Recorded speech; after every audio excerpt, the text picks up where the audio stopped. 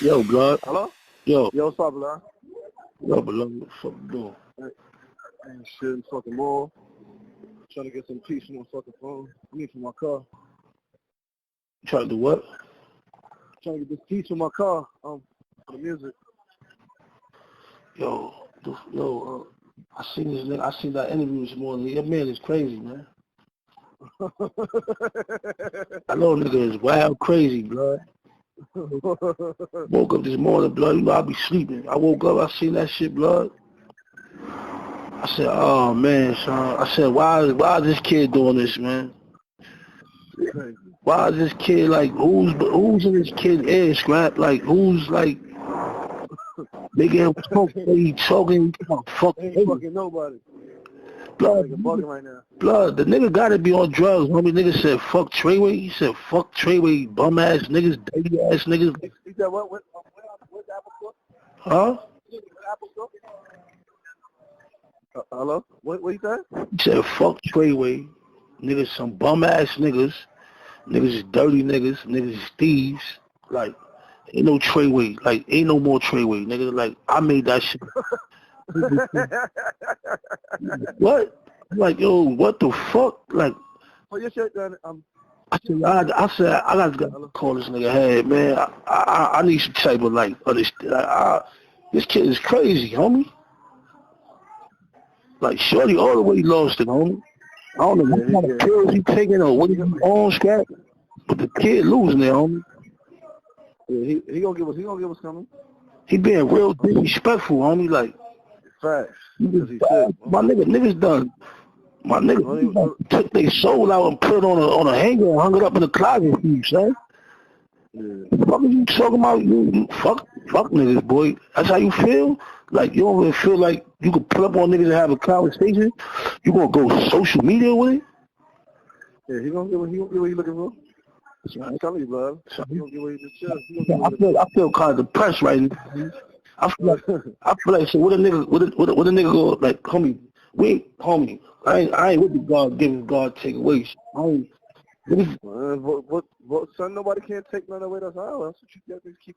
Yo, boy, he is a fucking rapper. He ain't like the nigga can take the Tr3yway shit, but a nigga assassinating the brands, right? He could assassinate all he want. I ain't say nothing yet, bro. Like, I'm gonna get him got all to say so, Scrap.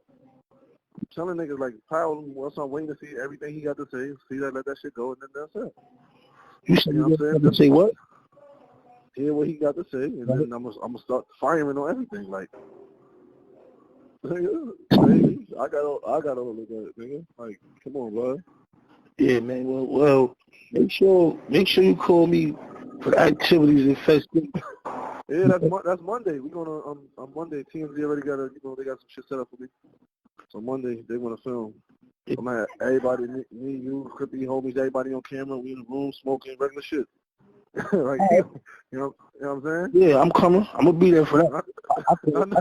I feel obliged for this meeting. Yeah. I don't know who this kid think he's talking to. You didn't create Tr3yway. We created you. You was a mutt. We found you on this, and we put a muzzle on you, and we showed you how to be a dog, nigga. You was a mutt. You don't know nothing about this lifestyle that you perpetrated, but you know, come on, Scott. We made you who you was, so you could help us in our situation, nigga. Swapped it out. Don't try to act like it wasn't an even exchange. We gave you life, and you introduced us to the bag more than what we was, nigga. That's it, nigga. But you ain't make Tr3yway, Scrap. We made you. You wouldn't be shit without Tr3yway. Matter of fact, straight up. You better be able to handle all that drama you gonna cause too, cause we good out here in these streets, nigga. What about you? Right. You, nigga, like you talking, then you dry snitching. You talking about, I knew my team was strong. So what I'm trying to say is, that's why I was acting the way I was acting. That's why I was talking all the shit I was talking, cause I knew my team was strong. He like, but you know, at the end of the day, I knew when I got, it had to be niggas around me because my team was too strong for nigga to be outside of, like, basically like he dry snitching, bro. Facts. I'm like, yo, suck this nigga. The homie locked up. This what you saying on camera? Facts. You know what he doing. Yeah, he trying to dry snitch, bro. He know what he doing. You know he's trying to do. My niggas threatening his family, telling people where he live at. Like, if he don't want to do the shows, the promoters is telling niggas where he live at. to try to get people to do something to his moms, homie. He said all that? Nah, that shit all on TMZ, right? I said, this kid is crazy, son. And then, remember, when me and you, this is 212, and you just told me the other day, like, yes, about the paper, about refraining from 12 with the boy. So I'm like, oh, boy playing, like, this is what he trying to do. Boy playing dirty, man. He trying to dry snitch at the same time, homie. But he keeps saying, fuck Tr3yway. Fuck that nigga Tr3yway. Fuck Tr3yway. Ain't no Tr3yway. Fuck Tr3yway. I'm gonna feed him though. They got the fucking shit right there. Yo, bro, where you go? Man, I don't want to choke you on the phone, homie. We gotta meet up and choke. I'll tell you, I'm gonna pull up on you. All right. Say that shit no more. Yo, I gotta go Philly later on. You mom with me? I'll go with you, nigga. I don't give a fuck. I'm gonna come get you. As soon as I leave here, I'm coming straight down to Brooklyn and come get you. All right. So be dressed or something. You know what I mean? Get dressed for the day, type shit. All right. Check it out now. Oh, man. Listen, this ain't the movies, people, okay? And we do got another one. And I ain't talking no DJ Khaled-ish. Now, to be honest, man, people always act like or clown the people who get caught on wiretaps.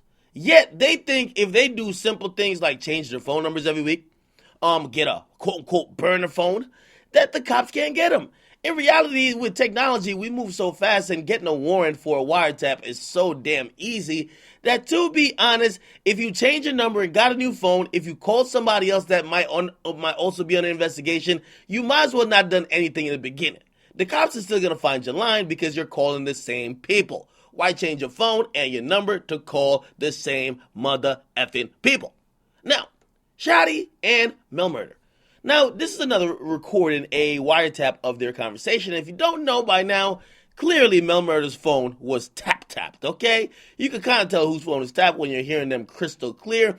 And the government does this weird thing of trying to put one of their voices or one line on like the left like speaker and the other one on the right speaker. Now, I don't know if Mel Murder thought he was being recorded because he was pretty free in talking to Jim Jones.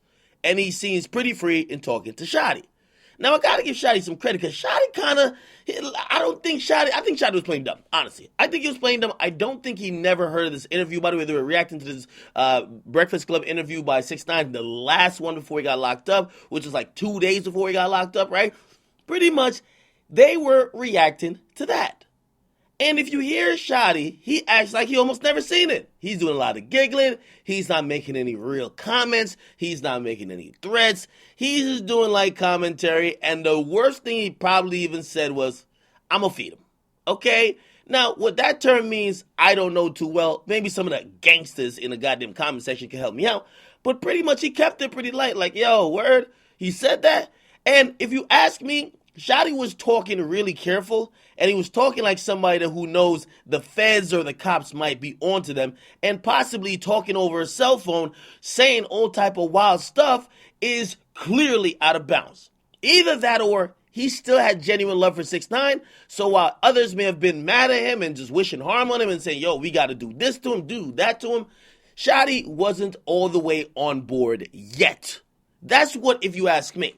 So either he knew that people are listening and he's being kind of short and playing dumb because he don't want to be spelling it all out over on the phone, or he still has some love for 6ix9ine and he's going to play a little bit naive and downplay what 6ix9ine is doing because he doesn't want to necessarily like be pushed to the point where, yo, you got to hurt him, or him saying, yo, all right, listen, you guys do something to me. You get me? So that's how I look at that. Regardless, the conversation is pretty flagrant. Okay, the conversation is one of many caught by the cops, where the cops caught these conversations, or really the feds, they caught these conversations before 6ix9ine got locked up, and allegedly these conversations escalated where they almost were looking to see where he was going to be, that they could run down on him. Okay, apparently the cops said they only locked him up because they felt there was going to be an attempt on his life, and they felt it was credible from the wiretaps, and it was going to be done at a casino that he was going to be at with his new girlfriend, and they locked him up. Now, what can we make from this tape? This tape, if you ask me, show how bothered that Breakfast Club interview made him, and also what it signaled. Okay, there's a few things in this tape too you could decipher. Remember this whole structure they're painting in court. They're saying that the gang is separated into 4 parts. 6ix9ine testified to that.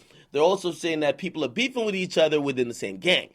What I get from this tape is that gang gang drama gets dealt with within the gang, and despite how far it goes, they still, to somewhat of an extent, hold each other down, which means they're not going to go tell the cops on each other. Now, if they want to go tell the cops on the enemy, if they got some beef within the gang, they ain't going to tell the cops on somebody else.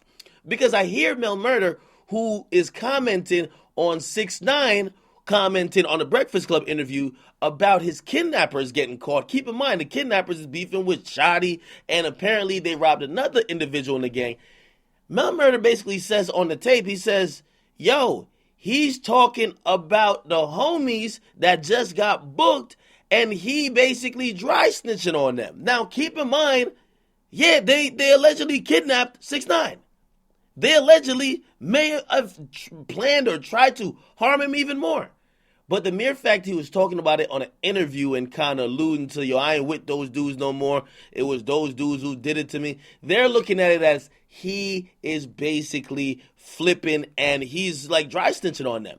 Which tells me that whatever was going to happen or be the justice for 6ix9ine getting kidnapped, within that structure of Tr3yway, they were going to handle it but not include the cops.